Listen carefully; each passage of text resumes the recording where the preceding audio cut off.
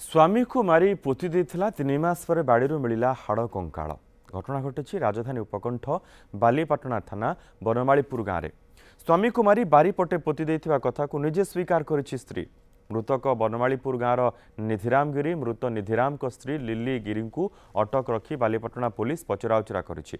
गत 3 मास हेब निधिराम निखोज थे। लिली कहवा अनुଯାयी 3 मास तले स्वामी स्त्री मध्य पाटितुंड होता। एथिरे उत्क्षिप्त होई एक हेमदस्ता पुआरे से स्वामी निधि मुंड को पिटी देइथिले। फल घटनास्थल ही तांकर मृत्यु हो जाइथिला। एहा परे से मृतदेह को पोति देइथिले। माटी तळु हाड़ कंकाल जबत करी बालीपाटना पुलिस घटनार तदंत करुछि। घटनास्थल साइंटिफिक टीम पहुंची तदंत आरंभ करिछि।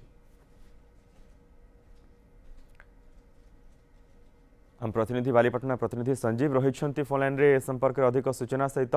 संजीव, कौन पूरा घटना?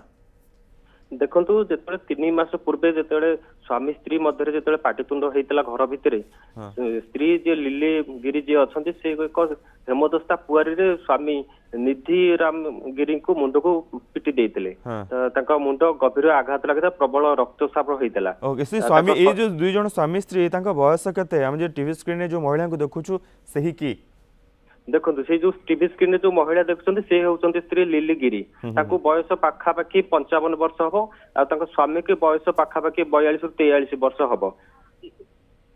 से प्रेम विवाह होता जहाँ सूचना मिली से प्रेम विवाह होता। स्त्री जी अच्छा लिली गिरी जी अच्छा द्वितीय विवाह कर निधि राम को द्वितीय विवाह कर बारंबार पाठ्यकुंड जो होता हेमदस्ता पुआरे जो निधिराम मुंड को स्त्री गभीर भाव आघात करथिला। शरीर प्रबल रक्तस्राव होता। शरीर निस्तेज हो जाता।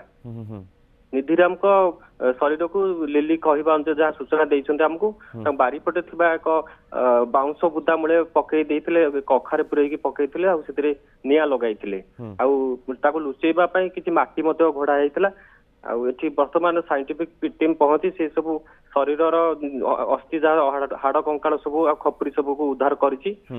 तदंत भी चलाई। केमिति जणा पड़िला जे से बाड़ीपटे पोतिछंती बोली? देखो काली संध्या समय जितेबाला बनमालीपुर ग्राम चा खटरे निधिराम को विषय आलोचना है। निधिराम को 3 मास है कहीं देखी न प्रकाश करते। ग्रामवासी मन गोटे सन्देह सृष्टि है कौन पाई से निधिराम देखा जाऊनी कुआड़े जाइए जदि निखोज अच्छी थाना कहीं एफआईआर दि जाए ना यही सब सन्देह हो जड़े युवक लिली को पचारि निधिराम संपर्क में पचारि लिली हड़बड़े जाते से कथार हड़बड़े जाते बारंबार भूल इनफर्मेशन देते पर जो ग्रामवासी मैंने आसी पचरा पचरी करते लिली संपूर्ण कथा मानि जाते। 3 मास पूर्व आम गंडगोल होता मु एक हेमदस्ता पुरे मुंड को पिटी देछि बारीपटे नहीं पोड़ी देछि।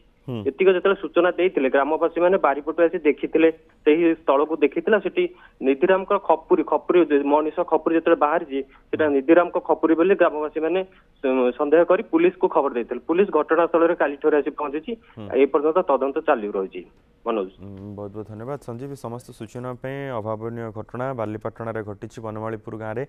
निजे स्त्री स्वामी को हेमदस्तार पिटी मारी कौन एक कारण पाटितुंड होता। हेमदस्तार मुंड को पिटी देते। मरीजा पर बाड़ी पटे पोड़ापी चेष्टा करते अधा पोड़ा अवस्था माटी खोली पोति देथिबा कथा कहुच्छी। स्त्री को अटक रखी बर्तमान पुलिस अधिक पचराउचरा जारी रखी। 3 मास धरी जितेबाला से गाँव में देखा मिलू ना गोटे गाँ भितर आलोचना आरंभ होता। गोटे चा खटी आलोचना पर किसी युवक स्त्री को पचराउचरा करते से कौन से सठिक उत्तर रखिपारि नथिले। एपट सेपट बारंबार कथा बदलैबा परे शेष में मानि जाइथिले जे घटना एभली घटिछि। पुलिस को खबर दिया जिबा परे पुलिस आसी तदंत जारी रखिछि।